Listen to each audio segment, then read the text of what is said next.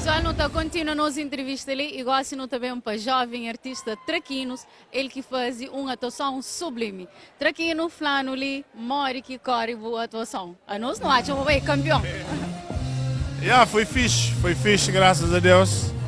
Para aquele que não recebe de público, você. Só que algumas coisas que funcionam assim, mas não tinha planeado, mas aquela é imprevisto que acontece e não se acostumaram com você. Mas nota geral é positivo, foi campeão. E aquele sentimento de hoje o público está canta junto com os maiores sucessos. É gratificante para nós. A nós não trabalhamos com feedback, você. Se não faz um som e pessoas curtem e não se recebe aquele calor, quer dizer, uma fixe, mas não deve continuar, você. Então é sempre gratificante a hora que o show, canta, a pessoa canta com o campeão, sabe, mas...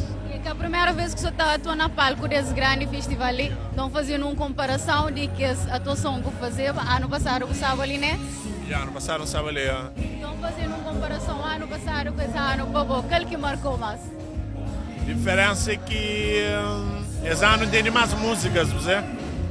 Tem mais músicas e ano passado foi justamente um ano de virada na minha carreira, como foi aquele ano que enganou um novo estilo. E esse ano, foi ano passado que eu lança Jurite, você? E depois de Jurite eu lança mais músicas que as pessoas gostam e a sua canta conosco. Então, campeão, sabe, mas... E que mensagem que você deixa para todos os fãs de Santa Cruz? Na dia de hoje que estava com o Boli também, que está na casa, muita torce também. Mensagem de agradecimento para todo amor, para todo feedback, para todo love. E a nós como artista, é aquele carinho do público que está alimentando, você. Se continua a apoiar, não está continuando a trabalhar o máximo para não continuar a trazer música, sabe, músicas de qualidade. Muito obrigado, geral. Que lembrança, para não finalizar, que lembrança que você leva desse festival ali? Que coisa que não leva. Hoje, aqui no tour, aquele calor que o público deu ali. Não, campeão, mano. Gosta de panha alguma coisa assim específica, você? Você que mais marcou? Hoje uma camisa com a foto. Hoje uma camisa com a foto que um fã faz, você?